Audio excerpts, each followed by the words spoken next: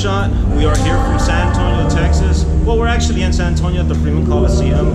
We got a big night tonight. We're gonna have Judas Priest in the house. We're gonna have Black Star Riders, and that's why we're here tonight. I'm gonna show you guys a very special guest. He's a great guy, phenomenal drummer. Some of you guys know him behind the kid of Breaking Benjamin. Some of y'all know him with Black Label Society. Some of y'all know him, y'all saw him with Scott Stapp. He's got other projects. He's been working with Casey Owned It with Inflection Point. And he's also got another project called Walking with Lions. I think it's out of the California area. So here we have it. Here is Chad Szeliga for you. Hello. What's up, Chad? For having us. It's been a while. It's been a minute. Yeah. I think the last time I saw you, I was playing with was it Black Label? I think Black Label and Scott. It was Scott. Scott. Yeah. Yep. And that was great. That was a great show. That was fun, man. We did about a 6-month tour off and on with them. So it is a little loud here. They're doing some sound yeah, checks we're in a live and so forth. environment. So bear with us. Yeah, Priest is going to be sound checking. They're doing what they call tuning the room, and they have a seating that Martin does. Their front of house guy. He tunes the room to certain sounds that so he puts on that certain song. Hearing that. There you go. Yeah. That's something that a lot of people don't know. So, just rather recent, you got endorsed by Tama. Yes. Right. Yes. I'm very blessed and fortunate to be with a company like Tama. I played a lot of different companies, and hands down is one of the best companies I've been with. And it's only not even been a year, and I'm just really satisfied with the products, their service, and a lot of great drummers that I looked up to, like Stu Colton was a Tama guy. So technically, I've always said I had a Camco for my first kit, but my first actual drum set that didn't fall apart was the Tama Rockstar. So I'm kind of home where I started. Yeah. So right now, I can kind of tell you what I'm playing. Sure. On this tour. Give us a rundown here. This is called the SLP Tama Kapoor kit. It's just been out maybe I think it came out in January, right around NAMM. And so I saw this kit, and I was looking for another kit to just use as like a beater kit when I'm at home playing with cover bands and stuff. And I said, how much would it cost me to get a Kapoor kit? He's like, well, let's see what we can do. And they sent me this kit, I played it, and I have a BB Performance that I'm a big fan of, that I did a video for a while back. I didn't even tune the drums, they just came out of the box, and I played the drums, and I instantly said, that's the kit I'm taking on tour. And it's just a weird coincidence that it has the sizes that I preferably like to use. Obviously, I've been inverting for so many years, so it works out to my benefit. I'm playing a bigger kick that I ever have. I did with Black Label, and I did it with the Black Star Riders as a 22. But with Black Label, I played an 18. This is a 22 by 16. So I'm a real big fan of that. So what we have is basically a 10, 12, 14, 16. This is a 10 by 6, I believe, 6.5, and a 12 by 7. And then this is a 14 by 12, 16 by 14, 22 by 16. And if anyone has ever heard of Starphonic, they need to really check it out, because I've played a gamut of snares and an arsenal of snares. And this is hands down probably one of my favorite snare drums I've ever been able to play or get my hands on. And this is a 13 by 7. So it's a little bit deeper, steel shell. And what's really cool about this rim is that you kind of bend it, and hence your company. I do rim shots all the time. And it's you know, a thing where this will save your sticks instead of just a regular die cast like the Simon Phillips, which is a 12 by 5.5. Yeah, maybe 6.5. That'll just cut your stick up. That will slice it, yeah, just to the point where I'm like, oh, not again, and grab another stick. It gives it a good visual though. It does, yes, and I look like a circus act. I probably on this tour have played maybe 2 songs of its entirety without breaking a stick. Other than that, it's something with this band, you know, the band's really good and it just makes me just get energetic, because right when I walk off on stage, I'm like, I'm just gonna relax this time, I'm not gonna play hard. And when I'm like, crack! That's like, yeah, there goes the end of that, yeah. So I start getting in the moment. But you gotta play like it's your last day to live. Yeah. So for us to be able to do like it, so hopefully it comes out in our music. Hopefully y'all can hear this. Yeah. So back to the snare. So they have this little notch in here. Well, these kind of are like the Nouveau lug from Yamaha when I used to endorse Yamaha. But what's cool about this is they have this system where you undo this. Technically, James would do that for me. I can't take any credit. So, but he would unloosen this. This comes off, and it kind of has like this system where it can move over here, and you just unloosen them, hold these back, and the rim comes off. So you don't have tension, you know, lugs going all over the floor and trying to find washers and such and such.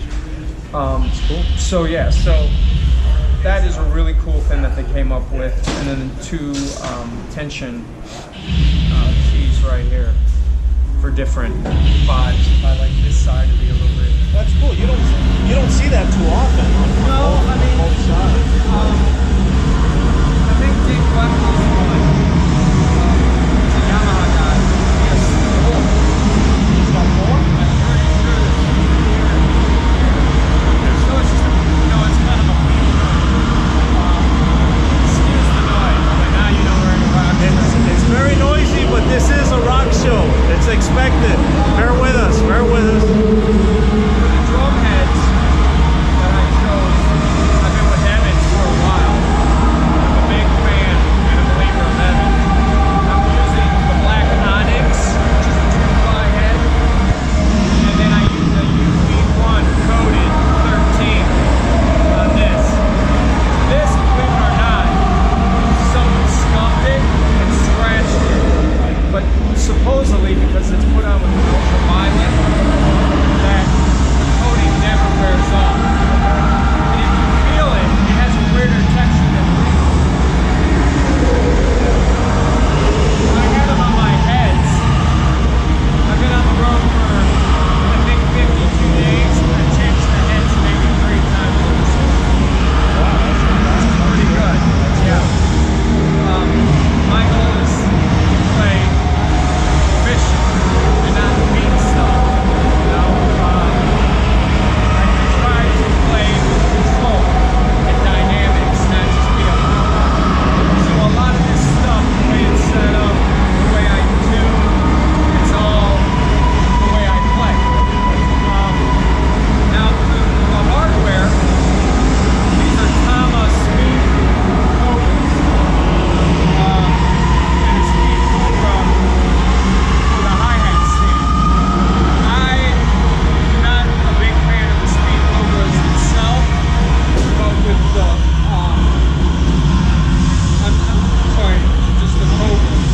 But the speed cobras is a longer plate. It looks a little more cool to me with just the gun, like gray kind of look. It's classy with a little bit of the, like copper gold writing on it. And the nice thing about this hi-hat stand, when you're on a gig and you're about to loosen something, I'm not going to mention the company, but you would have to undo this to lift up this. This just automatically goes right up. That's cool. The stability in the legs is amazing because they put spikes in the legs, so you don't have this. And I've had that with another, and it was like every 5 seconds I felt like a circus act. I'm already breaking sticks, I don't want to chase hardware. And then you have consisting of Star hardware and Road Pro. The Star hardware, hands down, and I'll be, in my humble opinion, the best hardware I've ever used because it's durable and it's versatile. This thing, once you undo this, the whole thing can spin. And now because you do this, this whole thing can rotate. So it's only one knob, and you can adjust it without doing this and then holding this. And it's just one knob does everything. Very efficient. It was a little bit more challenging for James to set the ride up exactly where we needed it, because when he tears this all down, he has a system that works.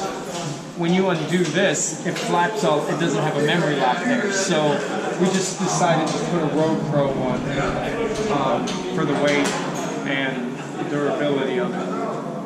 And to be quick with it, to be honest with you. So yeah, so that's all the hardware. And another thing is the newer system for the SLP. It's a little bit different than the Star drums or the Star Classic or the BBs. They just made it like almost old school, which I'm a big fan of too, because you can get the pounds in a little bit closer. They have maybe a couple, maybe not like all the bells and whistles of a BB or a Star Classic, but it works and it does the job. You know, you don't need all the fancy gumbo shrimp ideas going in the pot all the time. So, cymbals, I use Zildjian exclusively. This is what they call an ultra hammered. I believe this is a 19. 19. Yep. Yeah, James, you know him. James is his tech. Yes, James. Say hi. James. Hi, James. How are you? He's amazing, ladies and gentlemen. He got thrown on this tour a week later. I had a good friend of mine, and he did really good. But he was so new to the game, so I wish him well. He was great to be around. He's one of my best friends. So thank you if you ever see this match. When James took over, I kind of gave him a tutorial of Optimus Prime or a NASA project, and I said, have fun. This is your kit as much as it's mine for this tour. And he did a great job at, getting everything dialed, the way he needs to tear down and all that. So obviously he knows cymbals better than I do. So the 19, these are what we call a super dry. They're called special dry, custom case. That's a 19, and then I put a spiral stacker to make people stare at me and go, oh wow, he's actually playing drums. There's a drummer by there. With a slinky. With a slinky, yeah. So some cool little sounds. And then I have 18 special dry, and then Zildjian made me these cup chimes like Gavin Harrison has. I'm a big fan of. That's, I think, 5.5 or 6.5. Then there's a trash former, which is all like bent for the sound. That's 8. And then we have a 6-inch, just regular A, 6-inch A custom, 8-inch, which they call a Fast Splash, which I believe Peter Erskine helped design that. One of my favorite pair of hi-hats are called the 13-inch pocket hi-hats. They kind of look, if you look, they're a little bit tarnished now, but they kind of look like an egg beater. You've been using pocket hats for a while. For a while, yeah. A good while. For a while. And excuse me. Then the Earth Ride is a 20. I have a 22 and a 20, and I found this ride back in PA where I live, and it was a mom and pop store when I was playing with Frank and Benjamin. Right when I signed with Zildjian, it was like all beat up. They put a brilliant finish, so this is exclusively one of a kind, and it is loud. So that's my baby. And I don't let James polish anything, so it's pretty easy on him. He's like, okay, I'm not gonna argue with you. It just, to me, it gives it more of a distinctive sound. And this is a 19, what they call, you can see, it's called the Crash Smash. And it's kind of got this edging right here. So it's like slash China, slash Crash, and it has like a lava cup bell. And then this is a cool new China they have. 18, James? That's an 18, yeah. 18 with a 10 hybrid splash. So it gives a little effect. And then I use exclusively Vickford. They're called the MCJ4 series. Modern jazz, I know it makes no sense. I'm in a rock band, I'm playing jazz sticks. It does make sense. Yes, it does. Yeah, I mean, I grew up on jazz and funk, but so I've been using these for my go-to for the meantime. Poor Joe Testicles, not again. One stick, pick a stick and stay with it. So this is basically the drum set. I'll play like a groove so you can kind of hear the sound. Yeah, play some. So you get the idea. I'll first do a side stick. Get a nice, good sound out of that.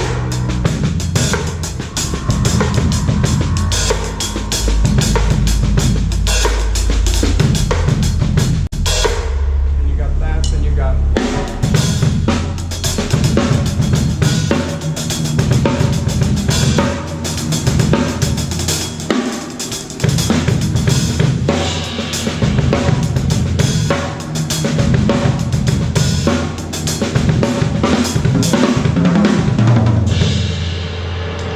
Play too loud while we sound check, but you kind of get the point. And then the way I tune, believe it or not, I got it from Chad Smith on his instructional video. To me, yes, you do all that, and all that. That's cool, but when you're in a gig like this and you're playing a show, you don't have time to be all scientific and look like you know what you're doing. So what I do is I usually play a melody on the toms. And the notes that I'm used to hearing, I can find the pitch quicker. So I'll play like the horse race.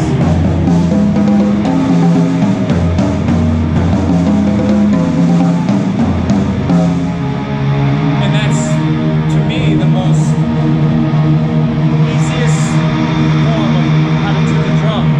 Or I'll play in the mood.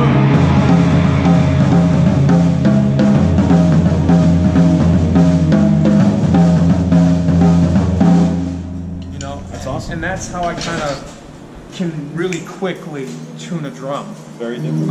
And they're definitely a lot higher pitched than a normal rock kit. And then the way I feel is when you're playing against distortion, a wall of distortion, if you tune your drums low, yeah, they're going to sound thunderous, but they're going to blend. You want those things to cut through. One is rim shots and tuning your drums higher. Nigel, who's a really good drummer for a band called Saxon that we're on tour with, as well as Grace. His tech, Randy, their drums are tuned up high too. And people are like, well, you really can't do that in metal, but there's no book of music by law that you can't do what you want to do. So that kind of is my sound. Like you listen to Alex Van Halen and you listen to all those kind of cats. They have that kind of stuff, you know? So that's basically this kit in a nutshell. So please check out my boy's site. It's, how do you pronounce the first name? Puro RimShot. It's got a little... Puro? Puro RimShot.com? .com, yeah. Puro. Puro. Puro. Spanish is puro, like pure. It's got a little Latin... Puro. Latin I'll twist work on my... We'll work on it. We'll work on it. We'll work on I didn't it. say I was the best communication language. No. But yeah, definitely check that out. And it's super cool that he's doing these things for drummers, exclusively for drummers, to see what kind of what happens behind closed doors and all the work that really comes involved with the techs and all that for drumming. So take care, guys. God bless, and we'll see you again. So here we are with Chad Szeliga. We're gonna get a little information, some little tidbits and so forth. And when we're looking at your kit, I know you were talking about some of your influences. Yep. You mind mentioning a little bit on that? Yeah, you know, to me, everybody has a factor in the way that you're on. Even people on YouTube that are really what you would call nobodies, but they're somebody. Everyone has a unique sound, whether they're advanced or whether they're beginner. They still have something. They might not be developed. I use the saying, a guy named Mike Johnston, really good clinician, check him out. Everyone's on a timeline. And I really like the way he says it. Maybe someone's here and I'm here. It doesn't make me better, it just makes me a little more advanced. But once they get to that level, their brain works differently. So you can learn from everybody. I learn from guitar players, lead singers, bass players, tuba players, whatever. If they are passionate, they inspire me. But the people that really inspire me to be where I'm at today is like Stuart Copeland from the Police, Greg Bisonet, who's actually a really good friend of mine, which I never thought that would be the day. That's awesome. Like Jojo Mayer. I think that they call him, it's more Jojo Meyer, but you know, all these kind of people. Manu Katché is one of my favorites. Tony Williams is one of my favorites. Max Roach, Art Blakey, Papa. All those drummers have something. And then one of my best friends, Zoltan Chaney, who plays for Vince Neil and Slaughter. You know, he is such a showman. You know, people like bag on him and stuff, like, oh, he's too much. But when you're passionate and that's what you're good at, celebrate. Do what you do. That's what you are. That's your identity. That's your personality. So watching him play really inspires me, and just goes, I don't know how you do that. He'll take sticks and throw them at the floor, and he's on a drum riser, and then come right back, and I try to do that. I'm like, oh boy, Yeah. it ain't gonna be cool, you know. But He'll kick a cymbal as well. he'll kick a cymbal, and he's still keeping time, and that's really mind blowing. So seeing all these kind of things that inspire me, watching Bruce Lee all the years is very inspiring. Michael Jordan. So it's not just all drummers that have inspired me to play drums. It's art. And I think once you can put your own ego on the shelf and say, oh, I'm the best drummer in the world, there's no such thing as that. Yeah. Because we all have different voices. It's like, what's better, pizza or steak? Well, some might say pizza, some might say steak. That's your opinion. So there's, you know, once you can get that in your mind that you're not the best drummer in the world, you just have a different voice. I always say we're blessed equally, just differently. You know, so. Correct. And this is the last show of the leg. Yes. I hear you guys are ending it tonight in Yes. San Antonio, Texas. Yes. Okay. And you know, that being said, I know you guys started in March. Mm-hmm. And so one thing that I've always had, or that's fascinating for me, yet not too many people get to see this, is us as fans, we see the end result. We see you guys on stage. Yeah. We see the, let's just call it glam, the lights, the you know, all that stuff. Yeah, yeah. You know, we see that. We see the finished albums, the recording and so forth. But if you can give us a little bit of what it takes to get up to that point. I mean, what's it like? A lot of people don't see what's behind the doors. No, and that's good that you bring that up, because, you know, it's the blood, sweat, and tears over the years of practicing, becoming the best at your craft, and then trying to perform that. And, you know, when you're on the road, you know, we've been on the road for 52 days. We have families. Yeah. And if there's something going, you know, wrong at home, how do you deal with it? Well, you can't, because you're not there. So, you know, you have deaths, you have, you know, people not doing good in school, you have them acting up, kids or this or that, you know.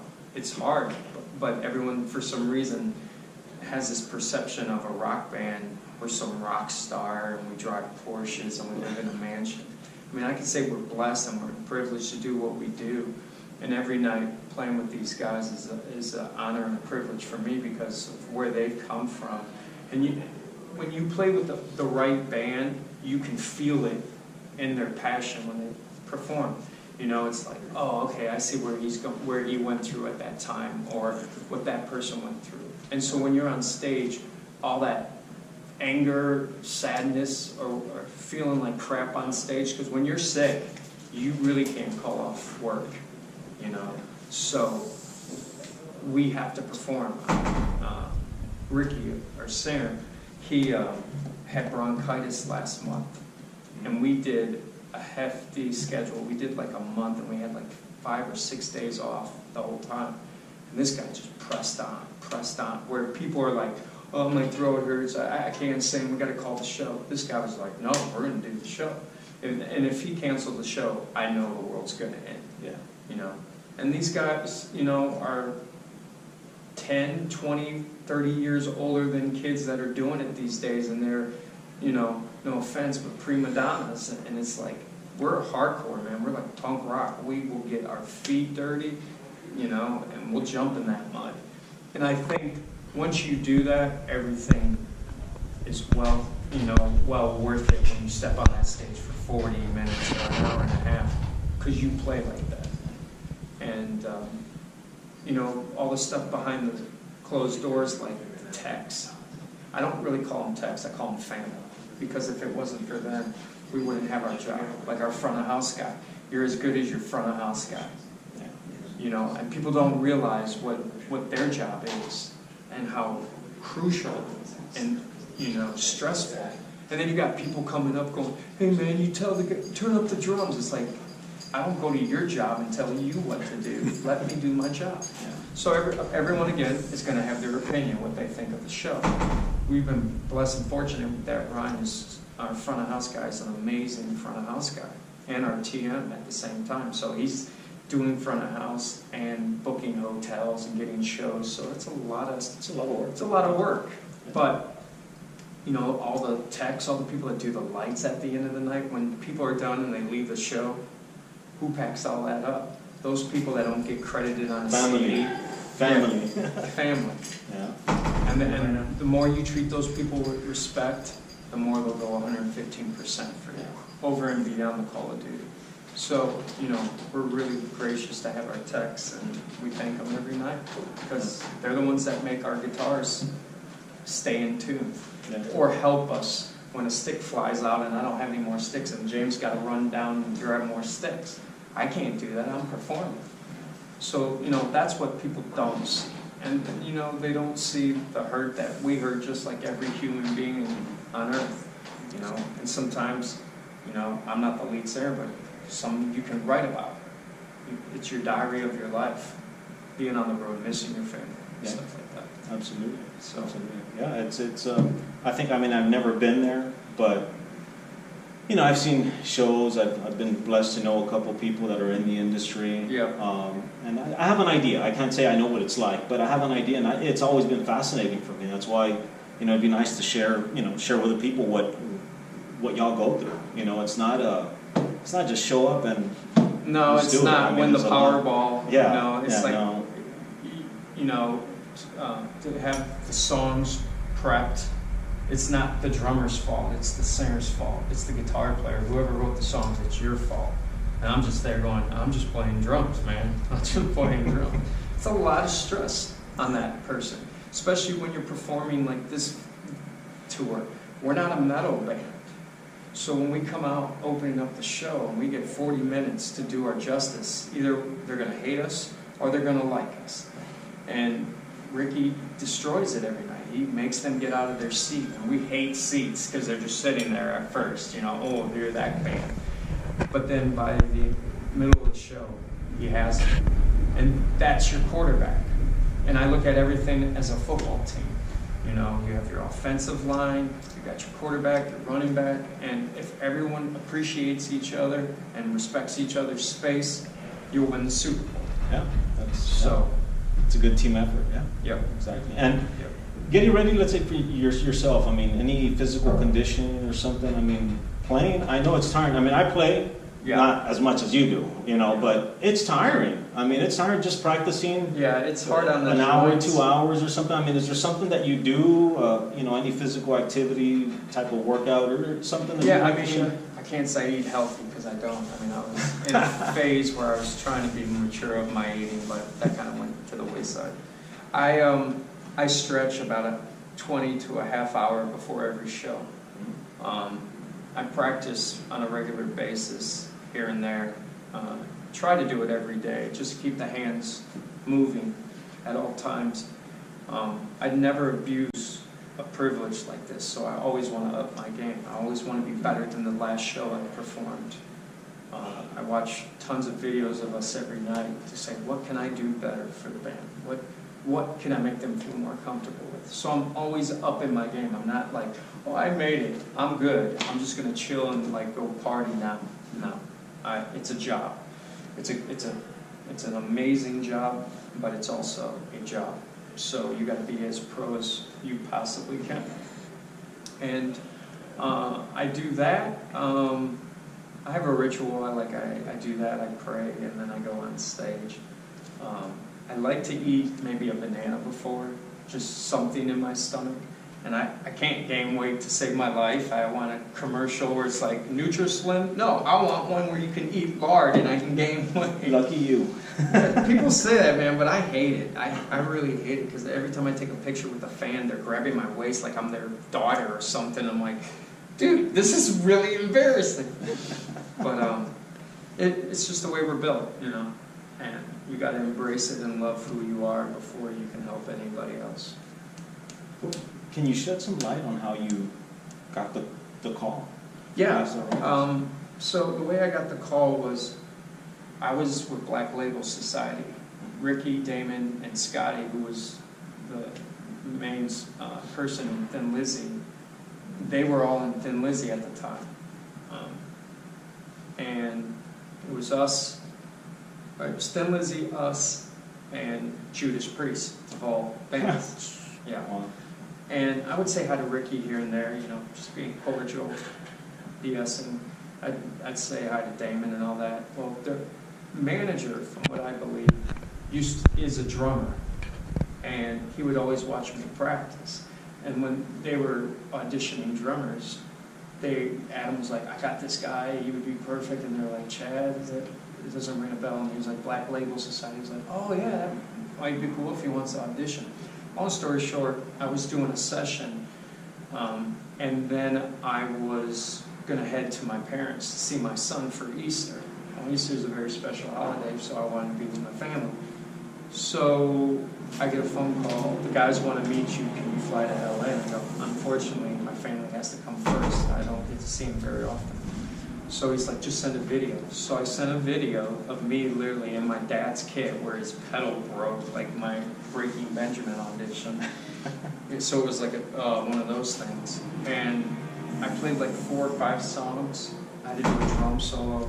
And the weird coincidence is there was a Thin Lizzy thing I got my father, because he's a huge Lizzy fan, and framed it for Christmas when we were on tour with him and had him all sign it and then put it in the thing. And it's in the back, and I'm like, oh man, they're gonna think I'm an ass kisser. Like, oh, yeah. I was really, gonna say, like, you can't plan that. I couldn't plan it. It just, yeah, powers to be. So that was up there, and then I get a call and they say, you know, they love my performance. And I was like, I just learned the songs. I didn't even know. I could have played them a lot better, but you know, things happen for reasons. And then I got the gig. We rehearsed twice, and we were on the road for like, I think, 2.5, 3 months. We did a handful of shows, then we went on tour with Foreigner, and we did a lot of festivals. So now I've been in the band for about a year. Awesome. It's been great. That's great. Yeah. Well, Chad, I appreciate your time. I know you Anytime. gotta do your thing and Yeah. get ready for this evening. It's great seeing you, and yeah. I'm so happy to see that you're doing this. We're trying to shed some light, drummers, music in general, rock music. I mean, rock music hasn't gone away. It hasn't. It's gone going away. by a fine thread, you know. Yeah. And here's my food for thought to people, and I was one of them. Everybody has something to say about what they don't like. Yeah. And I'm one of those guys, and I'm trying to be better, because once you bag on a band, you're bagging on the whole style of music, and therefore, if we don't embrace it and love it, it's going to go away. So whether you don't like it, there's someone out there that does like it. And my good friend Mike Orlando put that in my head many years, and said, there's people that like that music, whether you don't like it, they like it. And I was like, you know what, you're right, I never thought of it. So, you know, and also on YouTube, man, they say some hurtful stuff to people that are just starting out, and who has the right to do that? That person might be one of the best drummers in the world, but you're not giving them the time of day because you have something to say. You know, that's what you call trolling. Yeah. You know, one of our performances is bad, and someone has to say something about it. It's like, how do you do what we do every day? Do you know that I had food poisoning or something like that? Yeah, they don't. They just want to say hurtful things. All the critics out there, because they like to thrive on people's misery. Yeah. And I wish people would just stop doing that and just embrace what we're trying to do, and everybody just get along. Well, I can't wait for tonight. Check you guys out, man. Really appreciate it. Thank you so much, man. Really appreciate it. Signing off here from San Antonio. Puro RimShot. Check us out. PuroRimShot.com. All this will be up soon. You'll be able to subscribe, comment, like. Hopefully you like. But I will love the comments. See you guys soon. Thank you. Take care.